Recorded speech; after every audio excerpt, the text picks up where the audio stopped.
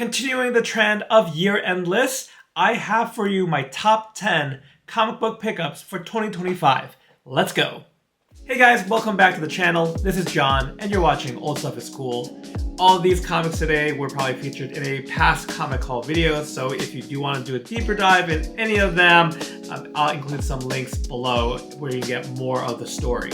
But I want to keep this video today short and snappy, so let's get right into it. First, at number 10, we have from DC Comics, Batman Vengeance of Bane #1. I've mentioned how much I love the character, the villain of Bane, how I'm getting the whole, Night's End, Nightfall, Night Quest, single issues, and, we wouldn't have it without his first appearance in this book. So at the number 10 spot, we've got Bane.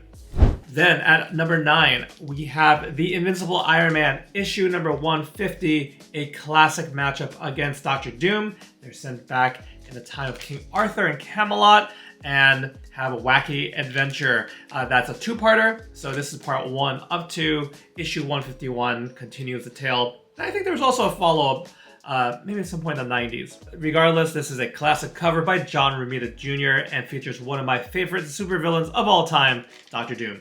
Then at number 8, we've got Daredevil, issue 37. Got Dr. Doom back again. He is facing off with Daredevil. In this one, they have a little mind swap. This is also, technically a three-parter. Issues 37, 38, and an issue of Fantastic Four completes the story. This is also one of the books that got me thinking more about Silver Age comics in my collecting, so there's some significance there as well. Then at number 7, keeping with that Silver Age trend, we have Amazing Spider-Man issue 47, featuring Kraven, covered by John Romita Sr. Just a beautiful cover. It's not aside from the cover, there's no key appearances or anything like that, but I just never thought that I would own an issue of ASM in this low of a number. So yeah, we've definitely opened up a Pandora's box. I picked up this issue along with Daredevil 37 at a vintage market, and I don't think there's any turning back now. Next at number 6, we're going back to the roaring 90s. I don't know if anyone actually calls it that. Anyway, it's Mark Spector Moon Knight issue 55, featuring the first cover and interiors by Stephen Platt.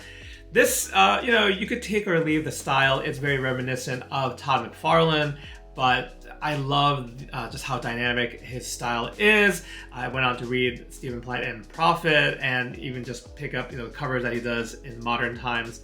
But being such a big Moon Knight fan, especially this past year, you knew one book featuring that character was going to pop up. But this is just one that teenage version of me would be ecstatic to have in the collection. So Moon Knight 55.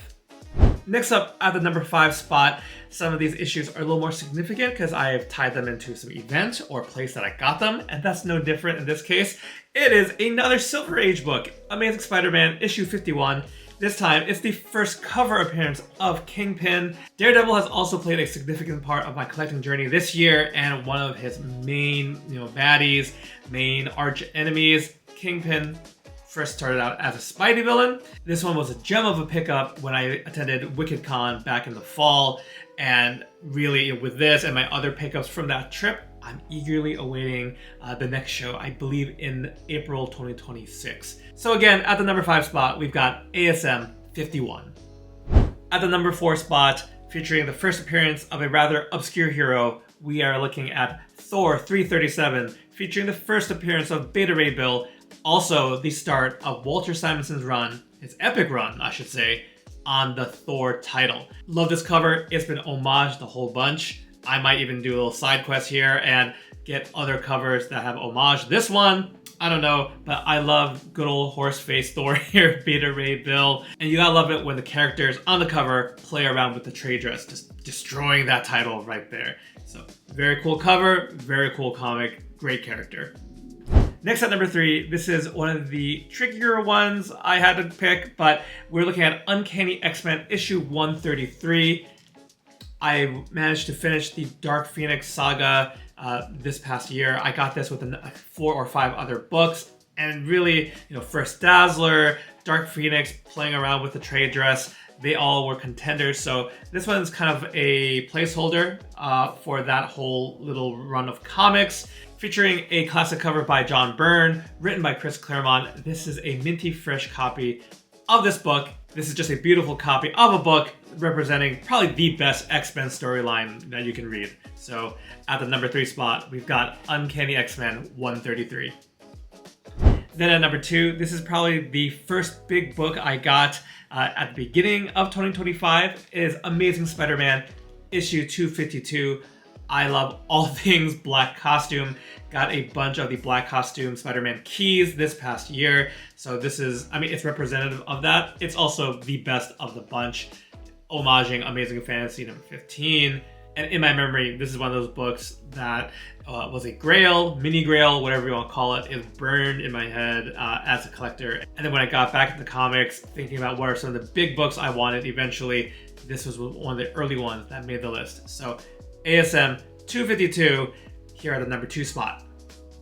Last but not least, continuing the Spider-Man love and really the pinnacle of this year of the Spider for my own collecting journey, we have Amazing Spider-Man issue 300, iconic cover by Todd McFarlane, arguably the first appearance of Venom.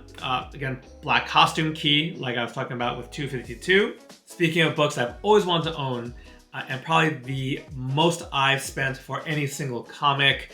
This one was a little birthday gift to myself, as it were. And just looking at it now, man, I still get butterflies, or I get giddy looking at it.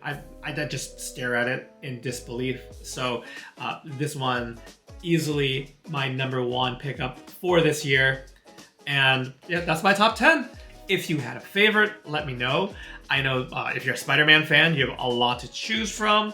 I have a feeling if I were to predict for 2026, I think we're gonna maybe shift back towards X-Men. I think there's just fewer Spider-Man comics that I'm targeting. But you know, with this door flung wide open for the Silver Age, there are a lot of good Spidey books in that Silver Age time. And if you want to share your favorite pickups, I'd love to hear from you down in the comments below. But otherwise, thank you guys so much for tuning in to today's video, and I hope to catch you in the next one. Take care.